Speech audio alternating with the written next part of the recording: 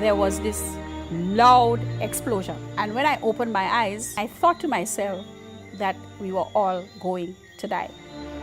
Ride Along Live. My name is Don Rojas. I am a Caribbean man who lives in the United States at this current time in my life. I worked and lived in Grenada for 4 years, from 1979 to 1983. And in those years, I worked in 2 different capacities for the People's Revolutionary Government. First was to be the editor of the Free West Indian newspaper, which at the time was the official national newspaper of the Grenada Revolution. And then in the second 2 years, I worked as Maurice Bishop's press secretary, which meant that I traveled around the world with him, organized press events and press interviews, helped to draft some of his speeches. We went to many countries in Europe, Africa, Asia, in those 2 years. And I got to work with Maurice Bishop, you might say up close and personal, and was able to observe his extraordinary qualities as a human being and as a political leader. And in that period of time, I could tell you that Maurice, along with the colleagues who were close to him and who traveled with him, in addition to those who provided support back home, collectively were able to project the image of the Grenada Revolution, the agenda, the objectives, the purposes. Dr. Terzi can be assured, as always, that the people of Palestine and their sole authentic representatives, the Palestinian Liberation Organization, will always have the firm support of the fraternal people of Grenada.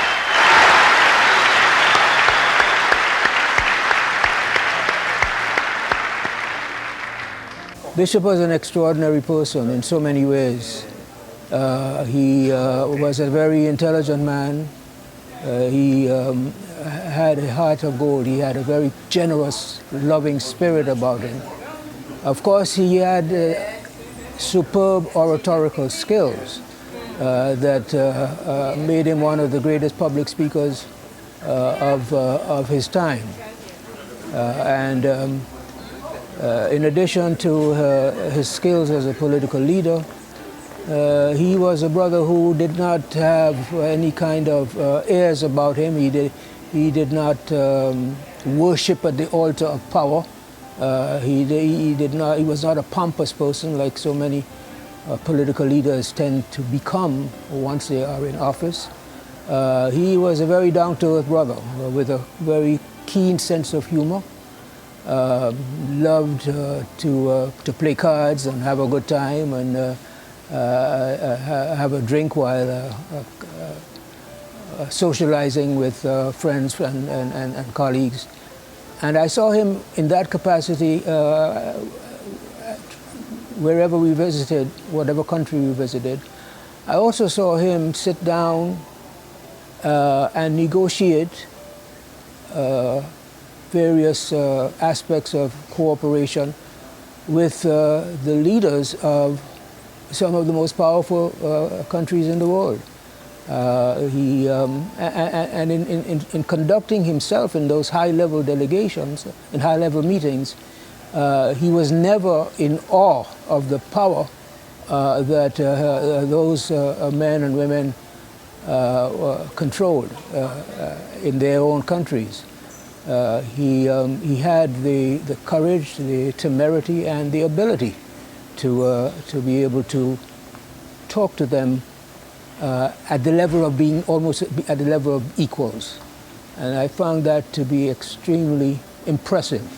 The South African racists who have spent so much time inventing all sorts of ingenious ways of oppressing the people of South Africa, the black majority, who have spent so much time in ensuring that those people are not able to reclaim their true patrimony.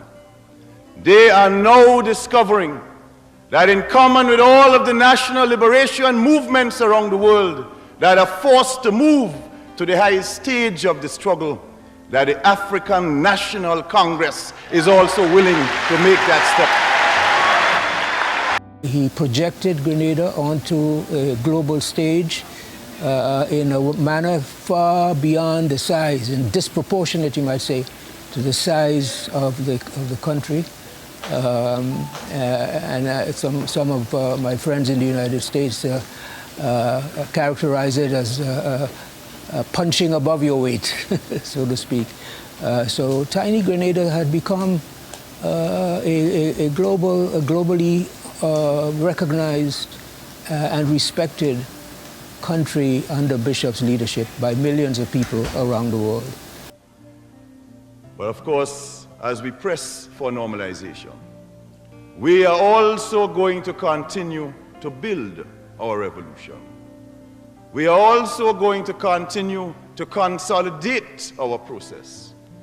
In the face of all of the difficulties, in the face of all of the economic destabilization, the political, diplomatic, and military threats and pressure, we don't intend to roll over and play like an ostrich. We are going to stand on our feet and keep going forward.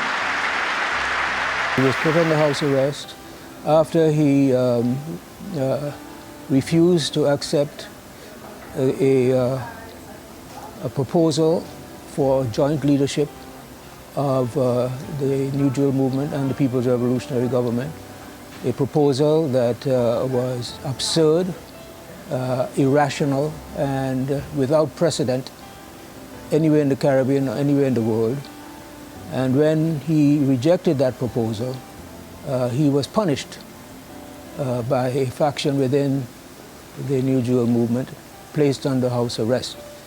He remained under house arrest for several days until in the morning of the 19th of October, hundreds of ordinary Grenadian people, led by youth, led by school children, marched up to his home, Prime Minister's residence, approached the gates that were guarded by soldiers of the People's Revolutionary Army, and demanded that they be allowed into the compound.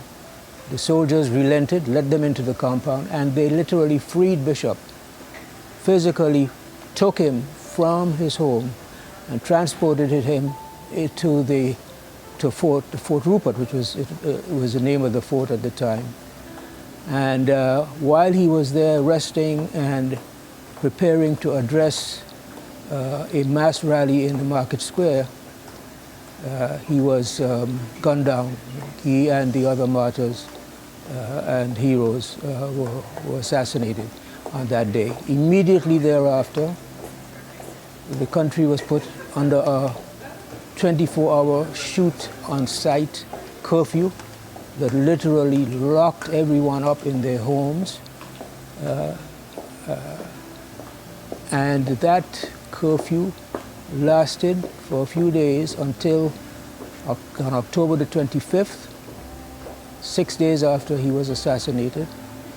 The US military, under the orders from the Ronald Reagan administration at the time, conducted a military invasion of Grenada, and that literally brought an end to this wonderful experiment in social change that was driven by a people's democracy, a popular democracy that was developing inside of Grenada, brought that experiment to an end.